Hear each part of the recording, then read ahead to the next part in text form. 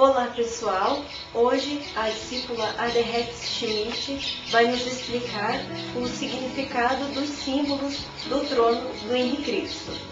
Aderhex, por que o trono está justamente em cima do altar?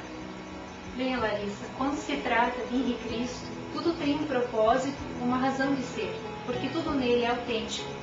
Primeiro temos que voltar na história, relembrar um momento histórico para compreender a origem do trono e por que ele está sobre o altar da Santíssima Trindade. Naquele domingo, dia 28 de fevereiro de 1982, quando Henri Cristo praticou o ato libertário e nasceu a Soust, nos altares das catedrais e dos templos católicos do mundo inteiro era celebrada a Eucaristia no ritual da missa. Os fiéis católicos recebiam a hóstia na crença de estar ingerindo o corpo de Cristo. Mas Cristo prometeu que voltaria. Quase 2000 anos de ausência, os cristãos suplicando em suas preces: Senhor, venha o teu reino. E de repente o Messias estava lá, em Belém do Pará, de carne e osso. Sim, era ele mesmo, o Messias crucificado. Então, naquele domingo, acompanhado de uma multidão, Henri Cristo invadiu a Catedral de Belém e interrompeu o ritual da missa. Obediente ao Pai, ele subiu no altar, descalço, e quebrou a sua própria estátua pregada na cruz. Aos olhos dos homens, uma profanação, ele pisou num lugar sagrado, destruiu o principal ícone do cristianismo. Mas ele é sagrado.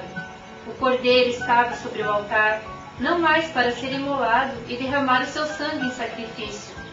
Ele, que é a luz dos homens, estava ali, vivo, para manifestar em seu retorno a glória de seu Pai, Senhor e Deus, que o reenviou a este mundo. O Messias voltou para colocar ordem na casa. Comércio de sacramentos e idolatria não tem espaço na casa de Deus. Através daquele ato, Henri Cristo rompeu definitivamente o vínculo com aquela que um dia foi a sua igreja e anulou completamente o valor da Eucaristia. A hóstia passou a ser, a partir de então, apenas um pedaço de pão como outro qualquer. No entanto, se a Eucaristia tornou-se um ritual vazio e não tem mais valor aos olhos de Deus, o que sobra do catolicismo? Foi justo aí que o desespero tomou conta dos sacerdotes. Então um deles usou de violência e arremessou uma cadeira contra Henri Cristo na intenção de derrubá-lo do altar e abortar a divina revolução.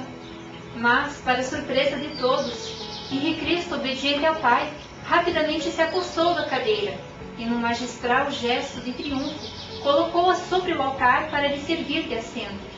Naquele exato momento, o Altíssimo legitimou o trono que hoje está aqui, sobre o altar da Santíssima Trindade, na sede do Reino de Deus em Brasília, que é a Nova Jerusalém. Mas durante muitos anos, quando a sede provisória da Soust se situava em Curitiba, no estado do Paraná, havia sobre o altar tão somente uma singela cadeira rústica. Henri Cristo jamais poderia contratar um mercenário para confeccionar um trono. Não haveria legitimidade. Muitos anos se passaram, até que pessoas do povo, pessoas simples, inspiradas por Deus, se manifestassem para confeccionar um trono digno do Rei dos Reis. O benemérito da Soust, marceneiro Fernando Jung, adquiriu a madeira, enquanto outros se dedicaram ao trabalho artesanal. Enfim, foi uma atitude espontânea de pessoas que reconheceram a identidade de Henri Cristo.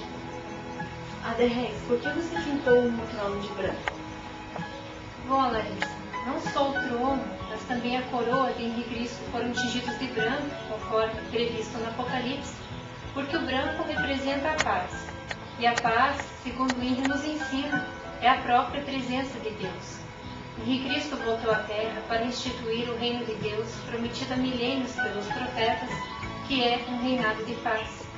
O branco também simboliza a luz que irradia dos ensinamentos de Henri Cristo e haverá de resplandecer sobre as almas dos homens de coração puro, herdeiros do reino de Deus.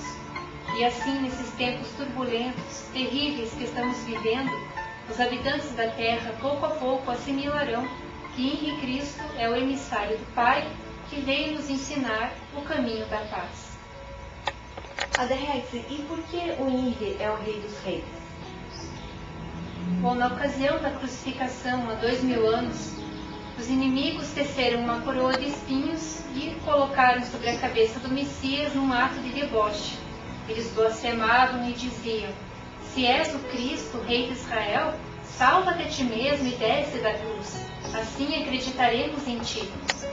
Só que, ironicamente, naquele momento eles estavam legitimando a condição do Messias como o Rei dos Reis. Ele é o único rei na história da humanidade coroado pelos inimigos. Naquele tempo ainda não se podia estabelecer na terra o reino de Deus, pelo menos não da forma como se esperava, porque primeiro o Messias tinha que derramar o seu sangue, entregar o seu próprio corpo em holocausto, não só como um ato de amor, mas principalmente de justiça divina. Ele estava resgatando dessa forma os pecados que a humanidade cometera até então, porque foi ele, o primogênito de Deus, o ancestral da raça humana, que iniciara a humanidade no caminho do pecado. Para voltar agora na condição de juiz ilibado e instituir na terra o reino de Deus, formalizado pela Soste, ele teve que pagar com o seu sangue na cruz o preço do seu nome novo, Inri, o nome dado por Pilatos no momento da crucificação, que significa Jesus Nazarenus Rex Judeorum, Jesus Nazareno, Rei dos Judeus, conforme está previsto em Apocalipse, capítulo 3, versículo 12. Aderrezi, o que significa o triângulo com aquele olho? Bom, Larissa, como que Cristo nos ensina, Deus é um só, causa e princípio de tudo, origem de toda a existência, fonte de toda a manifestação no universo. Esse triângulo envolvendo o olho da Santíssima Trindade significa que Pai, Filho e Espírito Santo são uma só coisa, mas porque o Pai, Deus, é onipresente. Ele está presente em todos os lugares e em todos os nossos atos.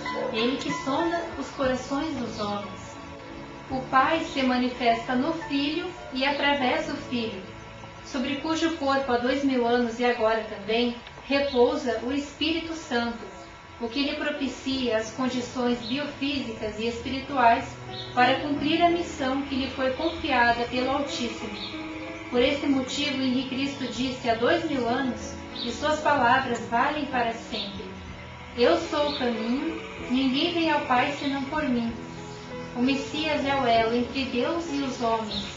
Ele tem essa missão de reconduzir os seres humanos ao caminho da luz, da genuína espiritualidade, ao caminho de Deus e da lei divina. Aderrex, você poderia nos explicar o que significa o trigo e aquela uva? Bom, Larissa, o trigo e a uva representam o pão e o vinho. Há 2000 anos, na véspera de ser crucificado, Henri Cristo disse na última ceia com os discípulos: comei, este é o meu corpo, bebei, este é meu sangue, fazei isto em minha memória. E assim ele instituiu a Eucaristia, para que durante a sua ausência os cristãos, ao tomar do pão e do vinho, renovassem a sua fé. Mas como ele disse, fazei isto em minha memória, ou seja, no intervalo da sua ausência física, agora que ele está de volta na terra, a Eucaristia não tem mais qualquer valor aos olhos de Deus. Ela não tem mais nenhum significado místico. E na mesma ocasião que ele teve a última ceia, ele também disse para os discípulos: deste dia em diante não beberei mais do fruto da videira até aquele dia em que eu beberei de novo convosco no reino de meu Pai. E agora que ele voltou e instituiu na terra o reino de Deus formalizado pela Soste, ele bebe novamente do fruto da videira com os seus filhos legítimos, integrantes do reino de Deus.